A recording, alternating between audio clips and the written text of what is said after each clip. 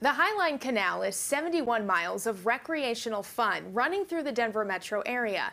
For the next 71 days, you can help out those who care for the canal. Joining us now is Harriet Lemaire. She's the executive director of the Highline Canal Conservancy.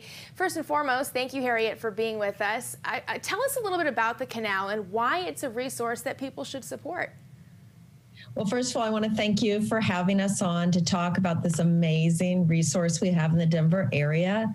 The 71-mile historic canal was originally hand dug back in the 1880s before Colorado was a state as a way to bring water to the arid plains and develop the region.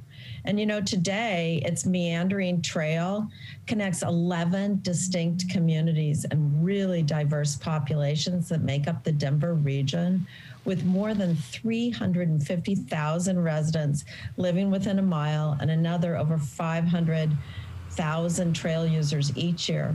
The Highline Canal is a recreational and environmental gem. You know, it connects over 860 acres of land along that 71 miles. And it also touches another 8,600 acres of open space. And so it's a critical wildlife habitat. It's a place for birds and trees and native plants. We have over 24,000 trees along the Highline Canal. Wow. So you guys are looking for some help here. So how can people help, and what specifically do you need? Well, you know, as our region grows, the demands on our parks and rec systems really grow. One really interesting fact that I wanted to bring forward to the watchers today is that during COVID, some of the national park estimates show that there was an over 75% increase in park use during the height of the COVID pandemic. The essentiality of our parks and open spaces is really just so important. And so we're asking people to sign up today and register to walk for the canal, get moving outdoors. Participants can walk, they can bike, run, roll, skip, scoot, or however they want to get moving. And they can do it really wherever they want, but we encourage them to get on that old canal and explore it from now until October 10th. They can visit highlinecanal.org/walk to register or volunteer. We have lots of fun volunteer opportunities along the canal. They can also become Highline Hero members. Wonderful. I mean, with all those miles and all that land, there's certainly a lot going on along the canal. And I know you guys have been busy with a lot of projects, so tell us what you've been working on as well. Yeah, you know, we work with local governments and Denver Water, the Highline Canal owners, to implement community prioritized improvements all along the canal. A couple that are really most notable to folks watching are the Colorado and Hamden Underpass, which was recently connected, and that was a collaboration between local governments, and it connects the northern half and the southern stretches of the canal.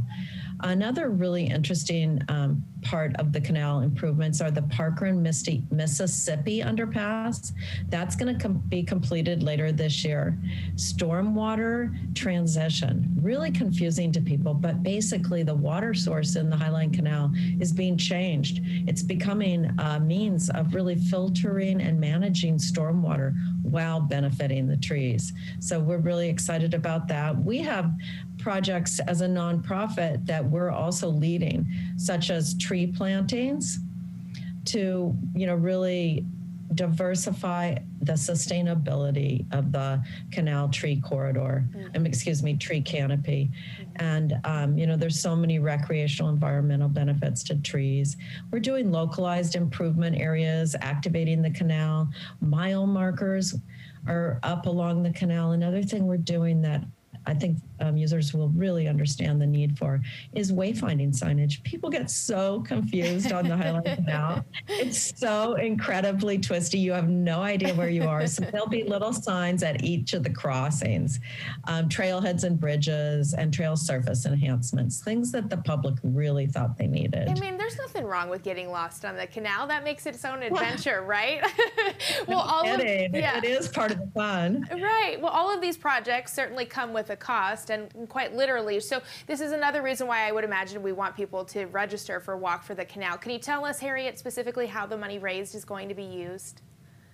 Yeah, these valuable funds will really help to support some of the projects we talked about, critical improvements prioritized by the public along the canal, including particularly completion of the signage and interpretive signage, tree care, and improved access and safety.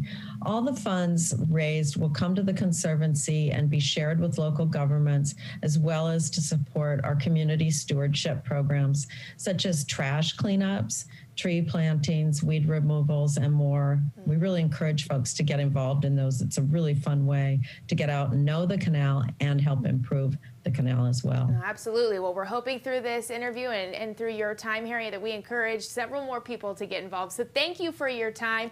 And if you are interested in taking part in Walk for the Canal, again, it runs through October 10th. We've got all the registration information you need on our website, cbsdenver.com.